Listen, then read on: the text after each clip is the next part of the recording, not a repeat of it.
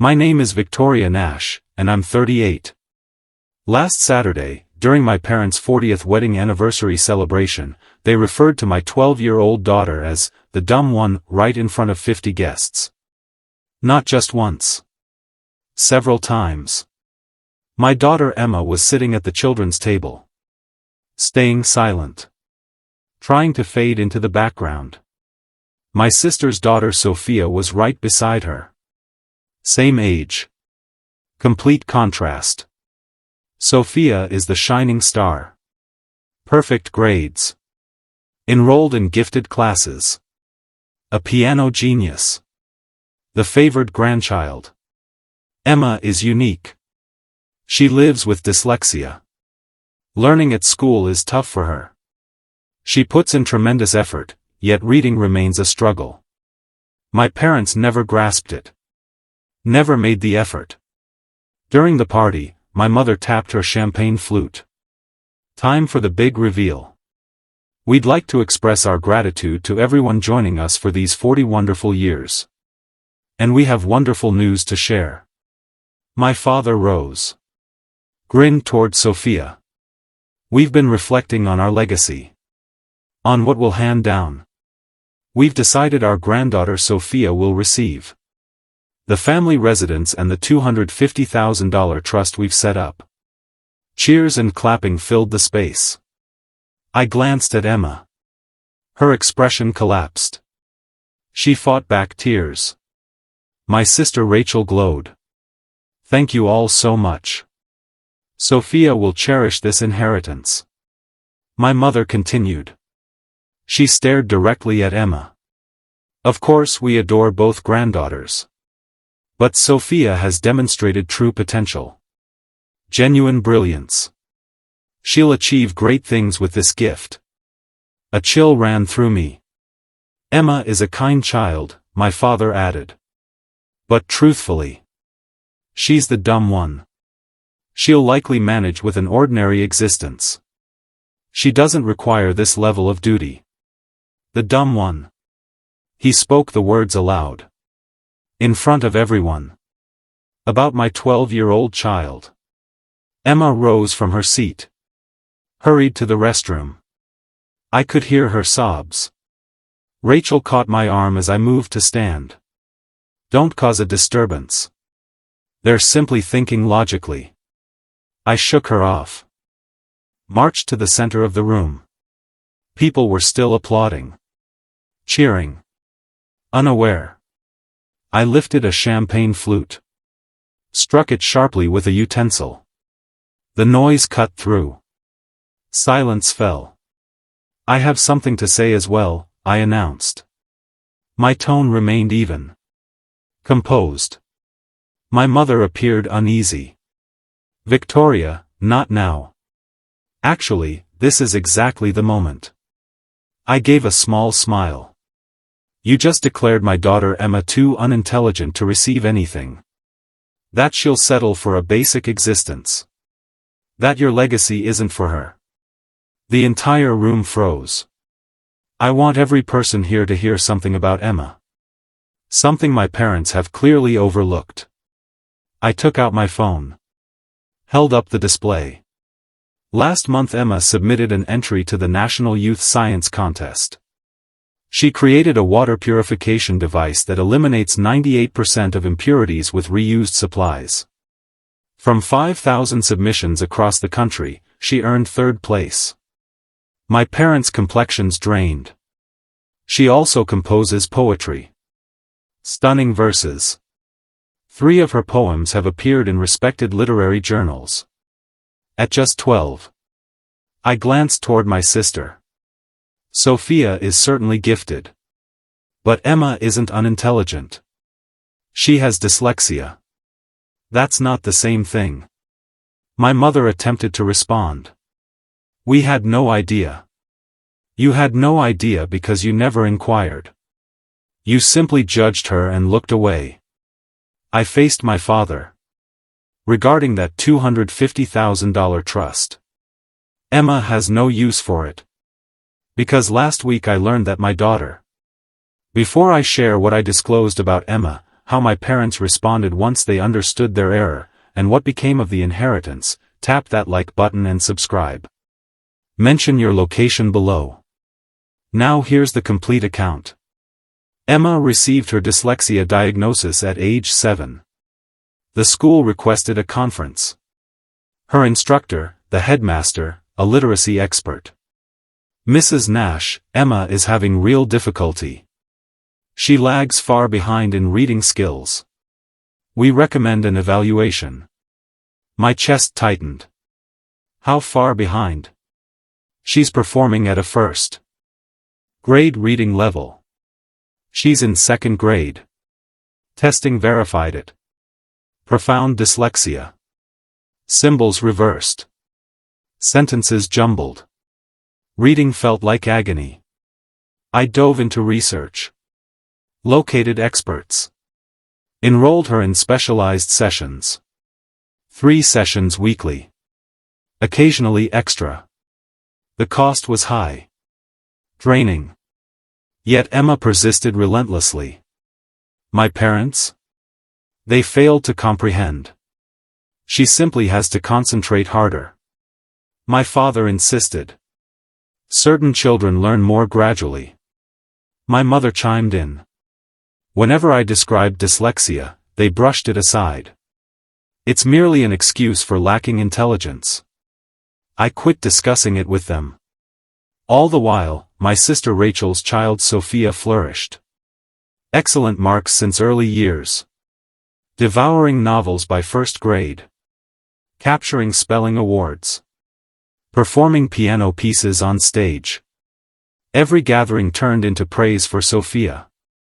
Have you heard Sophia triumphed in the math event? Her instructor calls her the brightest pupil ever. Sophia is bound for Harvard. We're certain. Emma sat quietly. Moving food idly. One evening at 9 she asked, "Mom, am I stupid?" No, absolutely not. Why ask that? Grandma told me I'm not as clever as Sophia. That I'll never achieve what she can. Rage surged in me. I challenged my mother the following day.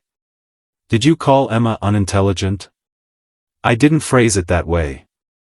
I merely noted Sophia possesses exceptional talents. Emma will discover her own route. A less complicated one. She's only 9. You're damaging her self-worth. I'm facing facts, Victoria. Not all children are exceptional. That moment clarified everything. My parents had dismissed Emma entirely. But Emma refused to quit. Through dedicated support, progress came gradually. Reading shifted from unbearable to challenging to achievable. By 5th grade she matched her peers. She still labored far harder than others, yet she succeeded. Then she uncovered a passion. Science captivated her. Particularly ecology. Clean water issues, contamination, preservation. She devoted hours to videos. Online research. Jotting in her uneven script. One afternoon she approached me excitedly. Mom, I'd like to construct something. A device to purify water. For communities lacking safe supplies. Wonderful plan, darling. For a class assignment?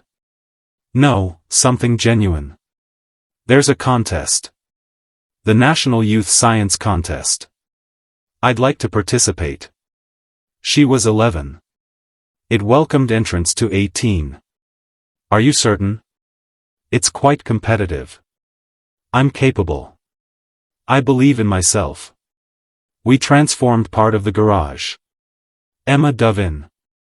6 months of study. Testing ideas. Setbacks. Persistence.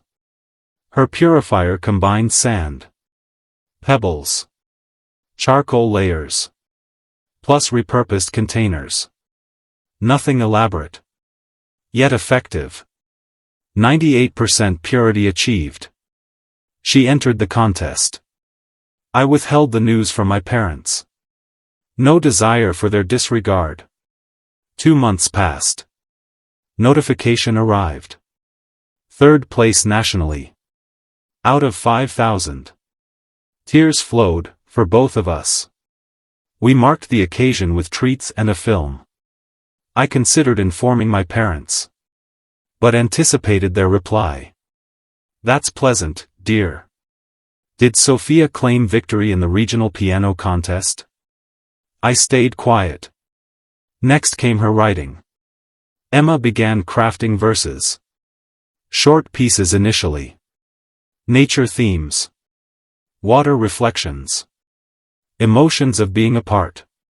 Her instructor observed. Victoria, Emma possesses real talent with words. Her work is moving. Truly. Her perspective is distinct. It shines in her poetry. Nurture it. I agreed. Presented her with a notebook. Urged daily entries. 3 notebooks completed swiftly. She inquired one day, Mom, would others enjoy my writing? Your work is exceptional. But beyond just me. I assisted with submissions to youth publications. For practice. Weeks later, acceptance arrived. One appeared in their seasonal issue. Soon 2 more from another outlet. At 12, 3 published pieces. Pride swelled in me. Still, I told my parents nothing. Why bother? Then last week brought astonishing news. Emma returned from class with an envelope. Formal. Appearance. Mom, this arrived for me. I read it. Twice. Stunned. From MIT. Massachusetts Institute of Technology. Launching a fresh summer initiative for exceptional young researchers. Ages 12 to 15. Emma's contest entry drew their notice. Invitation to submit an application. Emma, realize the significance? Is it positive? MIT ranks among the top scientific institutions globally. They selected you. She gazed at the page. But I'm the dumb one. Grandpa declared it. My heart shattered. You are far from dumb. Never have been. Then why the assumption? They misunderstand dyslexia. They overlook your dedication. Your true genius. She met my eyes. Could I actually join the program? I believe you're capable of anything you pursue. We completed the form that evening. Sent it immediately. Days later my parents phoned. Victoria, the anniversary gathering is set. 40 years. We plan a major reveal. What reveal? Estate decisions are finalized. Announcing inheritance recipients. My gut twisted. And? Sophia excels consistently. Top marks. Piano mastery. Initiative. The residence and trust go to her. And Emma? Some funds for Emma, naturally. Perhaps $20,000. Sufficient for launching in a modest profession. $20,000. Compared to $250,000. Mom, Emma isn't, the choice is final, Victoria. It's equitable. Equitable. The celebration occurred 3 days afterward. I nearly skipped it. Nearly left Emma behind. But I decided otherwise. They deserved the reality. Emma chose her best outfit. Forced a smile. Yet pain lingered in her gaze. At the young table, Sophia chattered endlessly about successes. Emma remained hushed. Then the declaration arrived. My parents. Beaming. Glasses lifted. Sophia inherits the property and fund. She's proven genuine capability. True intellect. My father eyed Emma. Emma is lovely. But candidly. She's the dumb one. I saw my child's spirit break. That prompted me to rise. I approached the front. Tapped my glass. I have a statement as well. Quiet descended. You labeled my daughter dumb. Before 50 witnesses. My mother flushed. Victoria, that wasn't our intent, allow me to share what the dumb one accomplished recently. I displayed my phone. Revealed Emma's contest recognition. Third nationally. 5,000 competitors. Outperforming older entrants. I showed her literary acceptances. 3 poems featured. In prominent youth journals. Age 12. My parents blanched. And recently, I went on. Emma got this. I presented the MIT correspondence. Invitation for their gifted youth science summer session. MIT. Among the finest globally. Murmurs spread. Emma isn't unintelligent. She experiences dyslexia. Her mind processes uniquely. Reading demands double effort. Yet she prevails. And shines. I addressed Sophia. Your granddaughter possesses skill. Undeniably. Mine does too. You simply never looked closely. My father attempted words. We were unaware. You never inquired. You categorized her at 7 and abandoned hope. My mother wept. We regret it. We failed to comprehend. You chose not to comprehend. Judging was simpler. Favoring one. Dismissing the other. Rachel rose. Victoria, wrong moment. Then when, Rachel? Once the assets are secured? After Emma grows up believing she's inadequate? I return to my parents. Retain your fund. Retain the home. Emma requires neither. She'll forge her achievements. Independently of you. I extended my hand to Emma. Let's go, sweetheart. We're departing. She rose. Tears flowing freely. As we exited, my father called. Victoria, wait. We should discuss. I kept walking. We departed. In the vehicle, Emma spoke at last. Mom, did you truly mean it? That I'm intelligent? Every syllable. You're exceptional, Emma.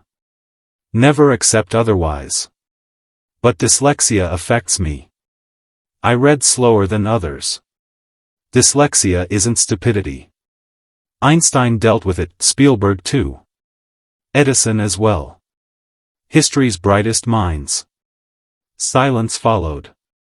I was accepted to the MIT program. Really? Confirmation arrived today. I held back until after the event. I'm in. I stopped the car. Embraced her fiercely. Tears shared. My parents rang endlessly the following week.